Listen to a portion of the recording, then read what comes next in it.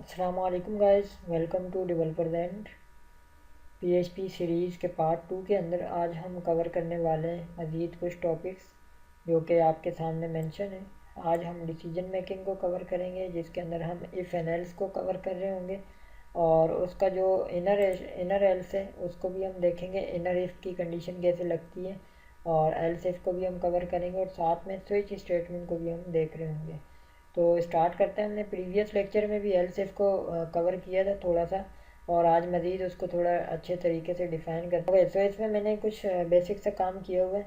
मैंने कुछ वेरिएबल बनाए हैं और उनको बेसिकली मैंने एक मार्कशीट की जो है मार्कशीट क्रिएट की है, जहाँ पे मैंने स्टूडेंट का नाम, उसकी रोल आईडी और कुछ उसके सब्जेक्ट्स, एक टोटल मार्क्स की फील्ड हमने ऐड की है और वेरिएबल बनाया ऑब्टेन का, ताकि हम इन तमाम सब्जेक्ट्स को हम उनको समराइज़ करके सम करके प्लस के थ्रू उसका डेटा ऑब्टेन में ला सकें। और परसेंटेज का एक बेसिक फार्मूला लगाया कि ऑब्टेन मल्टीप्लाई बाय 100 और डिवाइड बाय टोटल मार्क्स। ठीक है, तो इससे आपका ऑब्टेन मार्क्स निकल के आ जाते हैं। और अब है कि इसको प्रिंट करना। अब प्रिंट करने के लिए अब हम इसको प्रिंट करने के लिए हमने इसके अंदर क्या काम किया हुआ है। ठीक है, इन तमाम वेरिएबल को हम नीचे चलते हैं। ठीक है, ये एक्स्ट्रा कोड है, इसको भी मैं आपको समझाऊंगा क्या है। अच्छा जी, तो यहाँ पे हमने कुछ वेरिएबल डिफ़ाइन किए हुए हैं। ठीक है, जो कि हमने इनक्लोज टैग के अंदर यूज़ किया। अगर मैं चाहूँ तो ये मैं इको के अंदर भी रख के प्रिंट कर सकता हूँ। इको के अंदर ये कुछ रूल आ जाते हैं कि डबल कोटेशन के अंदर हमें फिर सारा काम करना पड़ जाता है। ठीक है, और अगर हमने इनके CSS लगानी हो या कुछ भी ऐसा, तो फिर हम प्रॉपर तरीके से नहीं लगा पाते। लगा तो लेते हैं लेकिन कुछ इश्यूज़ आ जाते हैं रूल की वजह से। तो बेहतर तरीका ये कि हम इनक्लोज टैग को यूज़ करें।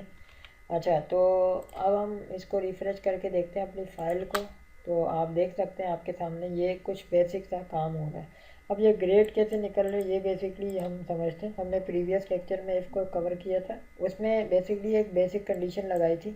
सबसे पहले तो हम समझ लेते हैं कि इफ़ बेसिकली होता क्या है। ठीक है, इफ़ एक कंडीशन होती है, डिसीजन मेकिंग इसका नाम है। लॉजिक क्या होती है, जो आपके एक एक थॉट है बेसिकली, कोई आपके दिमाग में एक चीज़ है, लाइक कोई भी कैलकुलेशन करनी है आपने, वो तो आप ऑपरेटर से कर लेंगे, लेकिन अब उसके ऊपर आप मज़ीद कुछ अपनी एक थिंकिंग रखना चाहते हैं। तो उस थिंकिंग को प्रोग्रामिंग के अंदर कन्वर्ट करने के लिए हमें इफ़ एनालिस की ज़रूरत पड़ती है, क्योंकि हमें आइडिया नहीं होता कि इस कंडीशन पे या इस पॉइंट पे अगर हम चाहते हैं कि लेट सपोज मार्कशीट की मिसाल लेते हैं कि हम अभी तक तो चीज़ें शो हो रही हैं लेकिन हमें ग्रेड निकालना है, और ग्रेड किस पे निकल रहा है, परसेंटेज पे।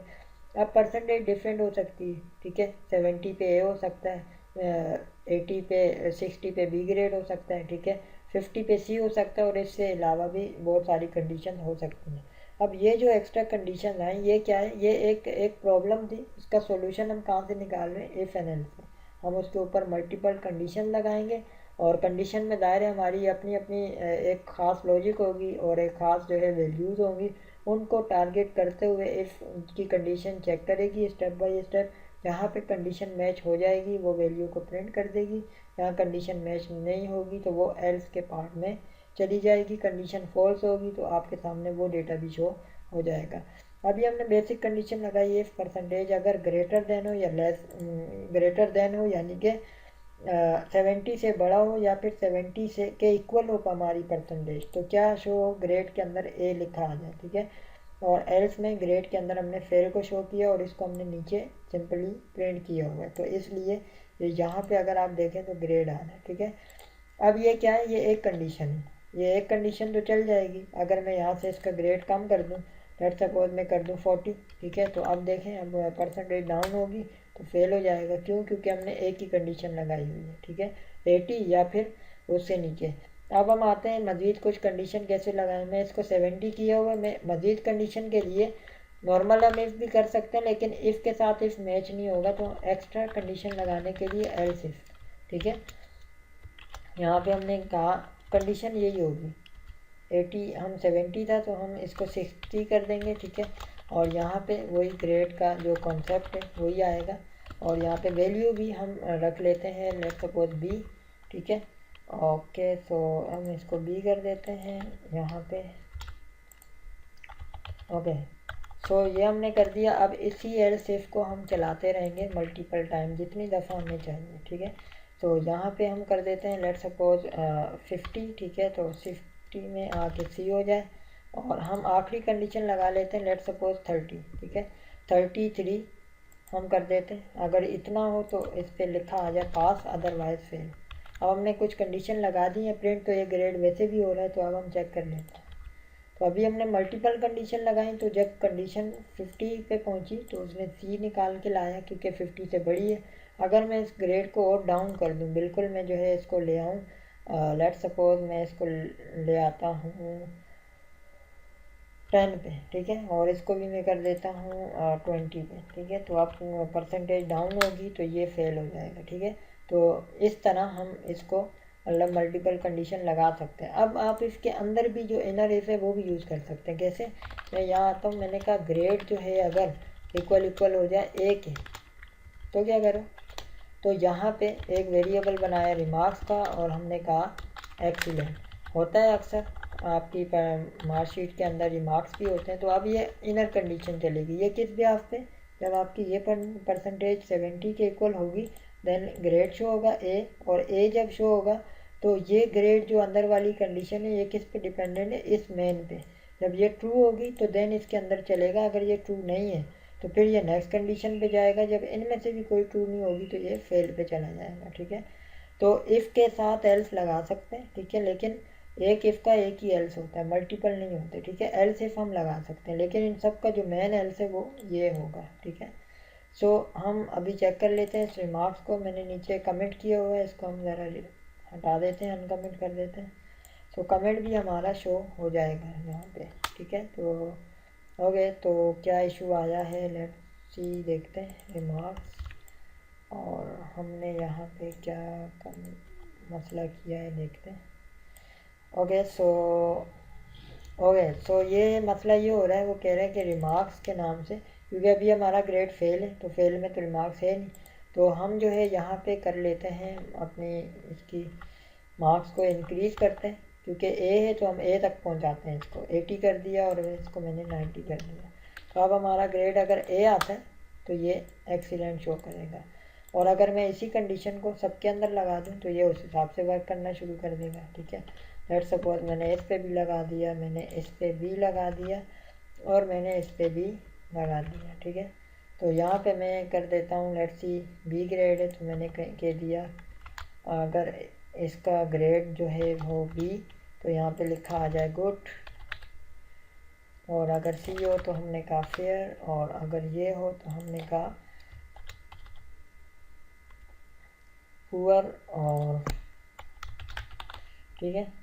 ग्रेड अगर इसका हो सी तो इसको इससे मैच कर लो, और इसी तरह आखिर में हम इसका कोई, क्योंकि ग्रेड फेल है तो इसका तो कोई रिमार्क्स होता नहीं है, तो हम जो है सिंपली अब चेक कर लेते हैं। तो एक्सीलेंट आ रहा है। अब अगर हम ग्रेड चेंज करें कोई भी, जैसे मैं इसको लेट सपोज कम करता हूँ, मैंने कहा 50, ठीक है। तो अब जो है क्या आता है, ठीक है, अभी भी ये ए दिखा रहा है, तो हम थोड़ा सा डाउन करते हैं इसके मार्क्स को।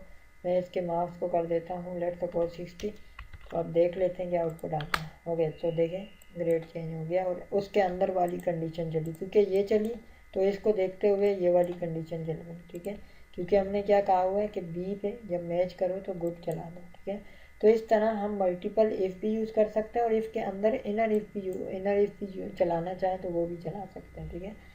तो ये होपफुली आपको एक कंडीशन का कॉन्सेप्ट समझ आ गया होगा, किस तरह हम इफ एल्स की लॉजिक बिल्ड कर रहे होते हैं, ठीक है।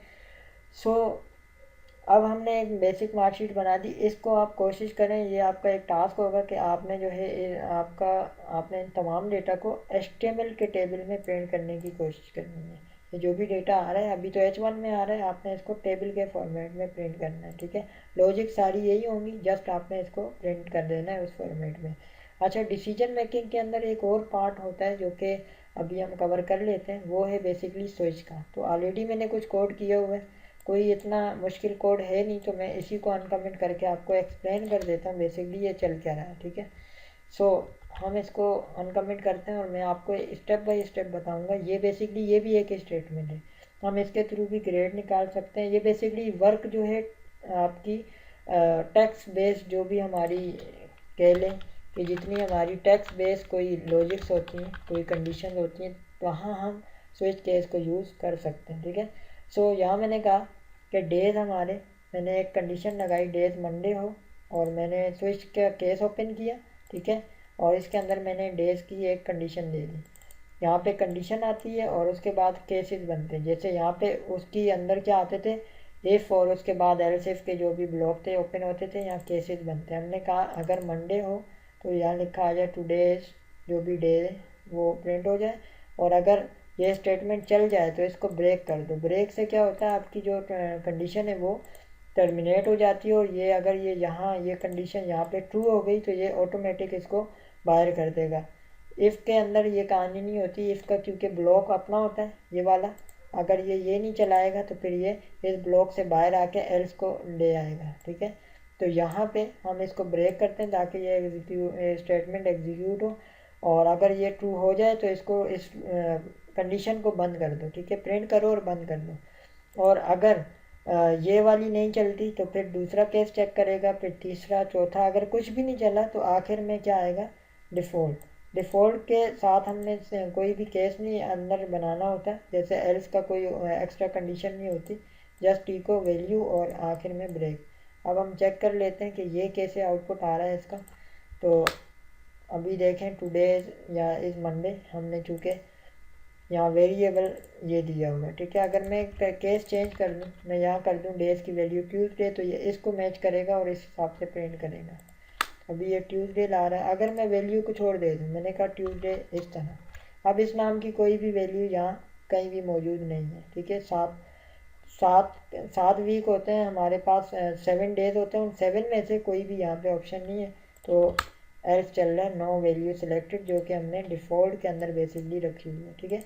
सो ये एक स्विच स्टेटमेंट थी। अगर आप इसको भी यूज़ करना चाहें तो यूज़ कर सकते